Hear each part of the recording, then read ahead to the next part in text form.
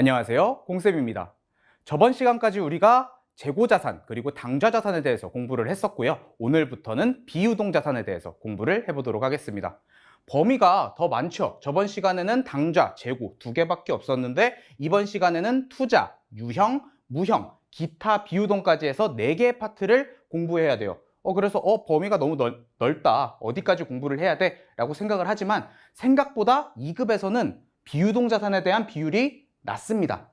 하지만 책을 많이 보시다 보면은 이 범위가 굉장히 넓어서 어디서부터 어디를 공부해야 될지 몰라요. 하지만 공부를 했는데 막상 시험에는 나오지 않으니까 허탈한 거야. 그래서 진짜 유형자산에서 필수적으로 나오는 항목, 무형자산, 기타 비유동자산, 투자자산. 기타 비유동은 넣지도 않았습니다. 왜? 시험에 안 나와요. 계정 과목만 아시면 돼요. 투자자산도 마찬가지고 무형자산도. 유형자산이 그나마 많이 나오기 때문에 여기서 조금 정리를 했고요. 나머지 파트는 합쳐서 조금 모아봤습니다. 그래서 지금부터 유형자산 파트에 대해서 진행을 해보도록 하겠습니다. 먼저 계정 과목에 대해서 아시면 돼요. 조금만 올릴게요. 유형자산. 여러분들 계정 과목 표 보면은 유형자산 범위 엄청 넓죠. 계정 과목도 되게 많았고요. 그런데 그걸 다 외울 필요가 없어요. 왜냐면은 시험에 나오는 거는 이 정도가 다거든요. 이 정도 알고 있으면 되는 게 이 5개 정도밖에 없어요. 추가적으로 나올 수 있는 게 있긴 하겠지만 극히 드물게 나옵니다. 그런 것까지 굳이 외울 필요가 없잖아요. 그러니까 이 정도만 알면 되고 어떠한 내용인지 살펴보기만 하면 됩니다. 샤라랑. 비품. 요거랑 이제 소모품이랑 구분을 힘들어 하시는 분들이 있어요. 자, 소모품이랑 비품을 나누는 기준. 요거는 이제 1년을 기준으로 합니다. 1년 이상 쓸 수 있는 거는 비품으로 칭하고요. 1년 이내에 사용하는 걸 소모품이라고 칭하는데요. 1년 이내니까 이 소모품은 유동 자산 이쪽 파트에 들어가겠죠. 유동자산 파트는 어디가 있어요? 당좌하고 재고자산이 있다. 이렇게들 표현을 하죠. 그러면은 어느 파트에 들어갈까? 이게 품자로 끝난다고 해가지고 재고자산 쪽으로 집어넣으시는 분들이 있는데 재고자산의 목적은 판매였습니다. 판매. 그런데 소모품은 뭐예요? 판매하려고 산 게 아니죠. 우리가 사용하기 위해서 구매한 거예요. 그렇기 때문에 소모품은 당좌자산으로 들어간다. 이렇게 알아주시면 되겠습니다. 뭐 요거는 그냥 구분 조금 더 해드리려고 한 거고 지금은 이제 유형자산이 조금 더 중요하죠.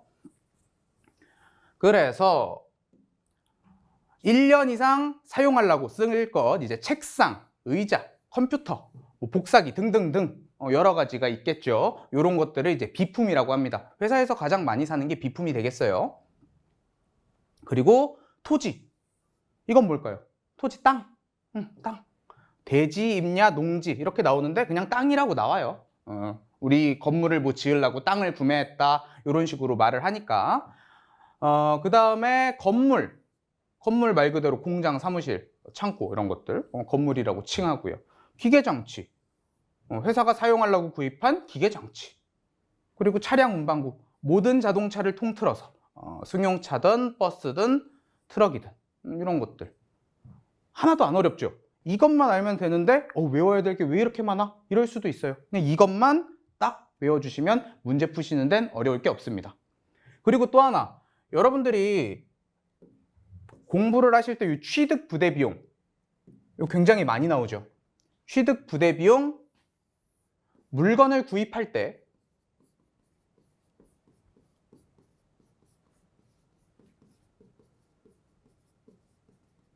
반드시 내야 하는 비용.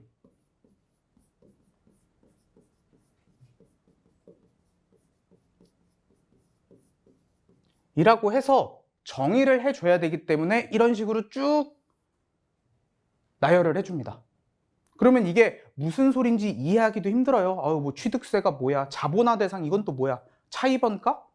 뭐 작동하는지를 여부를 시험한다? 이거 그냥 간단하게 쉬운 점비 이러면 되잖아. 뭐 이렇게 복잡하게 해놨어.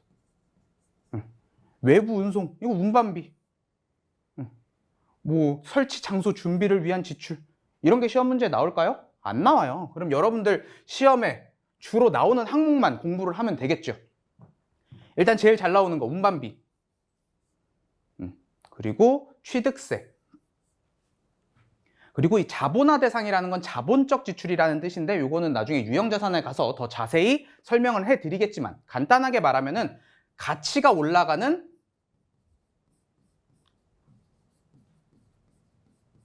비용이다. 이렇게 생각해 주시면 돼요. 간단하게 설명해서 우리가 건물을 하나 가지고 있었어요. 그런데 건물에 엘리베이터가 없어서 너무 불편한 거야. 그래서 엘리베이터를 새로 설치했어요. 그럼 그 건물은 엘리베이터가 생겼으니까 가치가 더 올라갔겠죠. 원래 1억이었으면 1억 5천, 뭐 1억 6천 이런 식으로 올라갔을 거예요. 이렇게 가치가 올라가는 거를 자본화 대상, 자본적 지출이라고 해요. 이렇게 3개 정도만 나옵니다. 나머지는 나오지도 않아요. 그래서 대표적으로 나오는 거 몇 가지만 좀 정리를 해드릴게요. 요건 적으시면 좋아요. 좀 지우고 깔끔하게 써드릴게요. 일단 2급에서 가장 많이 나오는 거 매입 시 운반비. 이거 굉장히 많이 봤죠. 전에 우리 문제 풀 때도 몇 번 나왔었어요. 그리고 취득세, 등록세 합쳐서 취등록세라고 부릅니다.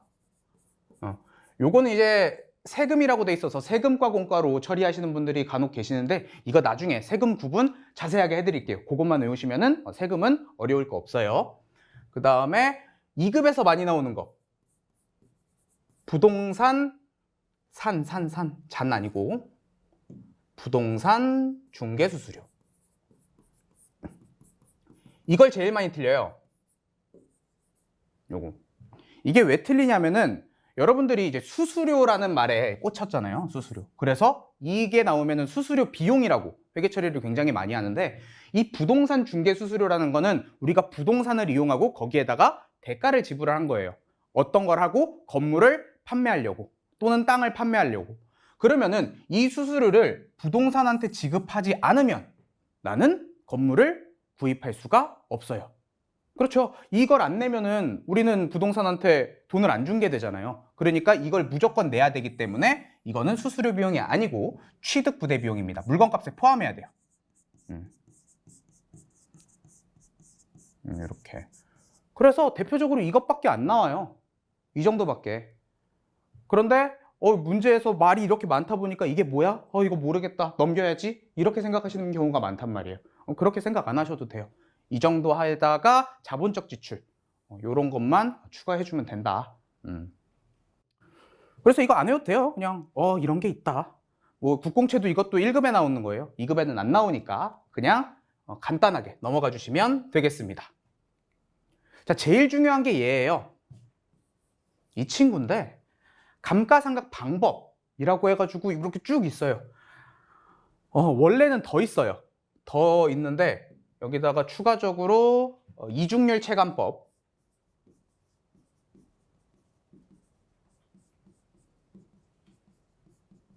생산량 비례법 뭐 이런 게 있어요. 근데 왜 안 써놨을까요? 잘 안 나와요. 나와도 극히 드물게 나오고 그 친구로 답을 내라고 하지 않아요. 그래서 2급에서 가장 주로 나오는 내용은 이 항목이다. 그 중에서도 계산하는 거는 거의 80%가 이 친구, 20%는 이 친구, 얘는 계산 거의 안 나와요. 한 17%라고 하고 얘 한 3% 하겠습니다. 나오기는 하니까 극히 드물게. 근데 그 문제가 나왔다는 거는 솔직히 2급 수준에서는 틀리라는 소리예요. 그러니까 우리는 정해진 것대로 그냥 잘 나오는 것 위주로 공부를 해보도록 하겠습니다. 일단 용어가 조금 문제가 돼요. 일단 내용연수 이렇게 있고요. 취득원가는 뭐고 잔존가치는 또 뭐야? 이렇게 나와 있을 수 있고요. 감가상각 누계액이 있고 상각률은 뭐야? 뭐 이렇게 생각을 할 수가 있어요. 장부금액도 있고요. 이 용어 정리만 제대로 하면은 조금 더 쉽게 이해할 수 있다. 용어 정리를 조금 해드리도록 하겠습니다. 가장 먼저 내용연수. 기계장치가 있어요. 기계장치. 기계장치는 조금 감이 안 오니까 우리가 조금 일반적으로 알 수 있는 거. 차량 운반구 정도로 해볼까요? 자동차. 이 자동차라는 거는 우리가 죽을 때까지 탈 수 있는 게 아닙니다. 그렇죠? 이 자동차를 운용할 수 있는 기간이 있어요. 자동차가 오래되면은 이제 못 쓰고 폐차시키고 하잖아요. 이걸 얼마만큼 사용할 수 있을지 그런 거를 내용연수라고 합니다. 영업 활동에 사용할 수 있을 것으로 기대되는 기간이다. 대충 5년에서 10년 정도로 잡고요. 건물은 한 20년 정도로 잡는데 그건 어차피 이제 컴퓨터 또는 이제 문제 자체 지정을 해주니까 요 기간은 여러분들이 모르셔도 됩니다. 그럼 중요한 건 잔존 가치죠. 이 자동차가 우리가 10년을 타고 15년을 탔어요. 그럼 거의 폐차 수준이죠. 근데 폐차를 하고 우리가 중고차로 판매를 할 때 최소한의 금액을 받을 수가 있어요. 고철비를 받던 아니면은 좀 중고로 싸게 팔아가지고 그 중고비를 받던 어쨌든 최소치로 받을 수 있는 금액이 있습니다. 내용연수, 즉 사용할 수 있는 것으로 기대되는 기간이 끝났을 때 남아있는 가치를 잔존 가치라고 합니다. 최소치라고 생각을 해주시면 돼요. 그럼 여기서 이제 취득 원가라고 있죠. 취득 원가. 요게 이제 취득 부대 비용이랑 똑같은 소리입니다.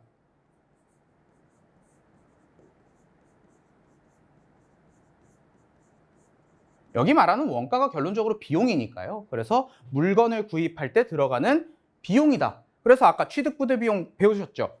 구입하는 가격에 취득 부대 비용을 더하고 자본적 지출이 있으면 그것까지 더한다. 결론적으로 아까 그거랑 똑같은 소리예요. 나오는 것만 딱 더하면 된다. 그래서 이걸 취득 원가라고 합니다. 여기다가 조금만 더 설명을 해드리면요. 용어가 여러분들이 취득가액이 뭐고 장부가액이 뭐고 감가상각이 뭐고 이런 것들을 조금 궁금해 하시는 것 같아서 요거는 용어 정리를 조금만 더 해드릴게요. 요거는 필기를 해주시면 좋을 것 같아요. 자, 취득가액, 장부가액,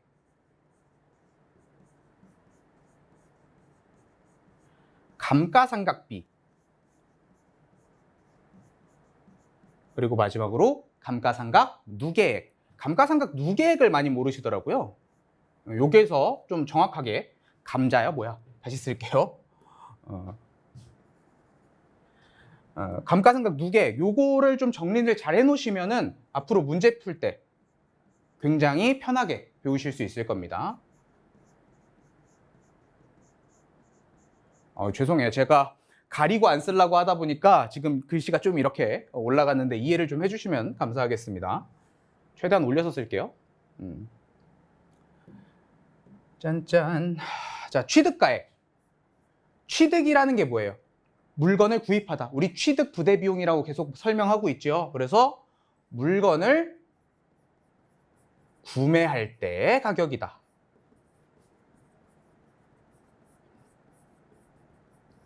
이렇게 보시면 돼요. 그럼 장부라는 건 뭐예요? 장부. 우리가 지금까지 하고 있는 이 분계를 기록하는 거예요. 언제? 물건을 구입한 다음에 기록을 하겠죠. 전표에 기록한다라고 할까요? 전표, 분계할 때의 가격.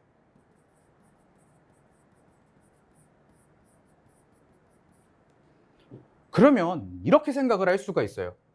그러면 물건을 구입할 때 가격을 장부에다 쓰니까 취득가액하고 장부가액은 똑같은 거 아니에요? 라고 말씀하실 수가 있어요. 구입할 당시에는 똑같은 게 맞습니다. 똑같은 거 맞아요. 그런데 우리가 구입하고 사용을 하면은 어떻게 되죠? 중고가 되죠. 그러면은 새 거하고 중고하고의 가치는 달라지겠죠. 그러면은 그 가치가 달라진 거를 인식을 해야 되잖아요. 그걸 어떻게 하는 거예요? 감가상각으로 인식을 하는 겁니다. 감가상각이 뭐냐면은 가치가 감소한 거를 인식해서 그만큼의 가격을 깎아내린다. 그걸 얼마나 깎았는지 쓰는 거를 감가상각비라고 합니다. 가치가 감소한 거를 인식한다. 이렇게 표현하면 좋을 것 같아요. 얼마만큼? 뭐 분기만큼요. 1년마다 한 번씩 하죠, 거의. 그럼 여기서 중요한 게 1년 차 때 감가상각 한 거하고 2년 차 때, 3년 차 때 계속해서 가치가 감소를 하겠죠. 그러면은 감가상각비, 얘는 비용이기 때문에 한 번밖에 인식을 못 해요. 그러면은 이 감가상각이 얼마만큼 누적됐는지 알 수 있어야 되잖아요. 그게 뭐예요? 감가상각비가 누적된 금액을 계상했다. 그래서 감가상각 누계액이에요. 얘는 감가상각이 누적된 거, 즉 쌓인 거, 모인 거라고 생각하시면 됩니다. 감가상각의 총합? 이렇게 생각을 하시면 돼요. 이렇게 어려운 용어로 할 필요가 없고 이렇게 쉽게 생각을 하면 돼요. 괜히 이렇게 용어 어렵게 생각 안 하셔도 되고요. 요거를 활용해서 아까 저 위에 있는 거 문제풀이를 한번 해보도록 하겠습니다. 여기 좀 가려져서 죄송한데 여러분들 그 필기해 놓으신 거 있을 거니까 그거 보시면서 한번 활용을 해보도록 할게요. 자, 봅시다. 예시 문제를 한번 써볼까요? 자동차를 한 대를 500만 원에 구입하고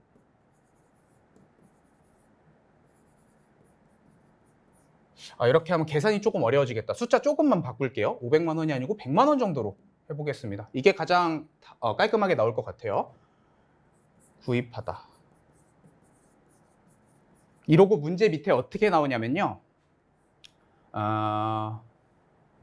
잔존 가치는 얼마다? 잔존 가치 뭐 10만 원. 그리고 내용 연수는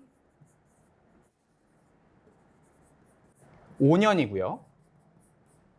그리고 상각률은 0.4%, 뭐 아니면 40%, 뭐 똑같은 소리입니다. 40%가 0.4죠. 이런 식으로 문제가 나옵니다. 그럼 여러분들이 여기다가 대입을 해서 문제를 푸는 거예요. 해볼게요. 취득원가, 여기 취득원가라고 나와 있죠. 취득원가는 물건을 구입할 때 들어간 가격이다. 지금은 뭐 다른 거 안 나왔으니까 그냥 100만 원이다. 이렇게 가정을 하면 되겠죠. 그래서 여기다 그냥 써드리겠습니다. 취득원가는 100만 원이다. 잔존 가치는 10만 원이다 라고 나와 있죠. 그럼 10만 원. 그러면은 이 내용 연수만 찾으면은 문제를 풀 수 있겠죠. 내용 연수는 5년이다. 그러면은 정액법의 1년차 감가상각비는 18만 원이 되겠죠. 이렇게 처리하는 거예요. 이게 1년차 감가상각비입니다. 2년차도 똑같아요. 왜냐면은 정액법은 내용 연수 동안 감가상각을 일정하게 인식하는 방법이에요.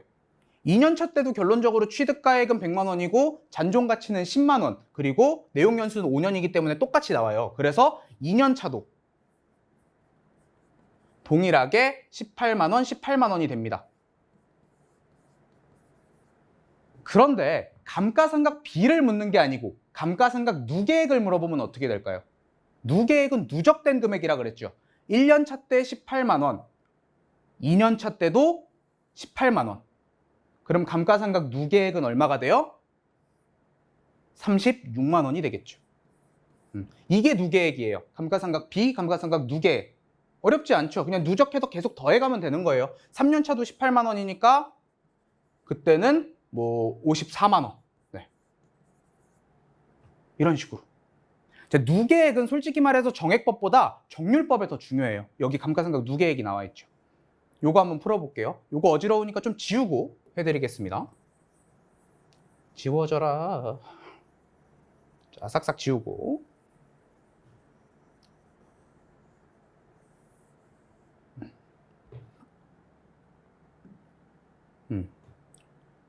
자, 정률법은요, 잔존 가치가 필요 없어요. 왜 그런지 보여드릴게요. 일단 취득원가가 100만 원이고요.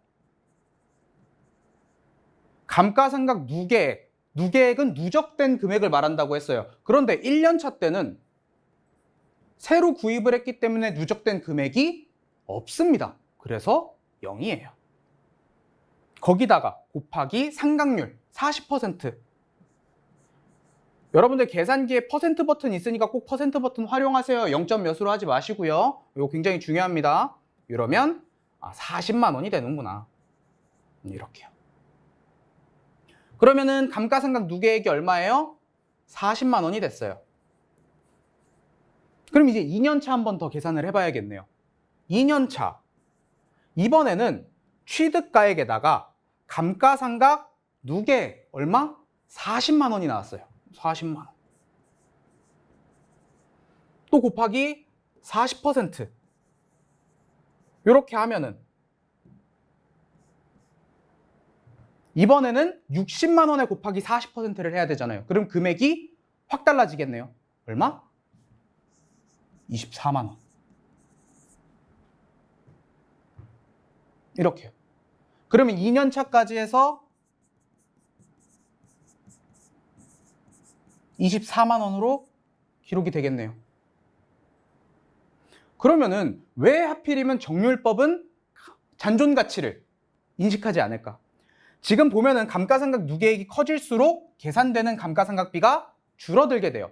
그러니까 그래프로 그려보면요, 이런 식으로 반비례 그래프가 나오게 됩니다. 이 반비례 그래프는 결론적으로 이 0하고 닿을 수가 없는 그래프죠. 그렇기 때문에 결론적으로 잔존 가치가 자연스레 계산이 되기 때문에 잔존 가치를 계산하지 않습니다. 이게 정률법입니다. 3년차는 뭐 여기다가 곱하기 으자자자. 이제 감가상각 누계액이 얼마가 됐어요? 40만 원하고 24만 원이니까 64만 원. 이렇게 됐을 거 아니에요. 그럼 또 곱하기 40% 하면 답이 나오겠죠. 난 지금 계산기가 없어서 계산을 할 수가 없어요. 나도 이런 거 남산 잘 안 돼요. 이렇게 하는 게 상각법 문제입니다. 여러분들한테는 거의 높은 확률로 정액법이 나올 거고요. 정률법은 이렇게 하는 거구나 알고만 있으시면 됩니다. 이 정도로 하는 거를 이제 유형자산. 시험 문제의 유형자산에서 2 이상으로는 나올 일이 극히 드뭅니다. 이거 제외하고는 계정 과목 분류만 하면 돼요. 그런데 이제 그 계정 과목 분류는 꼼수가 있으니까 걱정하지 않으셔도 됩니다. 자, 그러면은 문제풀이를 해야 되는데 이 비유동자산 파트가 솔직히 말하면은 앞에 파트보다 분량이 적어요. 이상하잖아요. 유동자산은 당좌자산하고 재고자산 두 개밖에 없고 비유동자산은 투자자산, 무형자산, 유형자산, 기타 비유동자산. 무형하고 유형하고 바뀌었는데 이렇게 바뀌면 안 돼요. 어쨌든 4개 파트가 있는데 왜 분량이 적을까? 2급에는요 당좌하고 재고에 포커스가 맞춰져 있어요. 그래서 거기 파트에서 시험 문제가 굉장히 많이 나와요. 여기는 거의 어느 정도의 얕은 지식만 있으면 여러분들이 문제 푸는데 크게 문제할 게 없어요. 그래서 제가 문제를 이렇게 수집을 해봤는데 문제 수가 그렇게 많지가 않아요. 그래서 비유동자산 자체로 하나로 묶어버렸기 때문에 나머지 파트 무형자산하고 투자자산 설명을 해드리고 한꺼번에 문제풀이를 해드리도록 하겠습니다. 저는 그러면 다음 파트 무형자산과 투자자산 파트 들고 다음 시간에 찾아오겠습니다. 수고하셨습니다.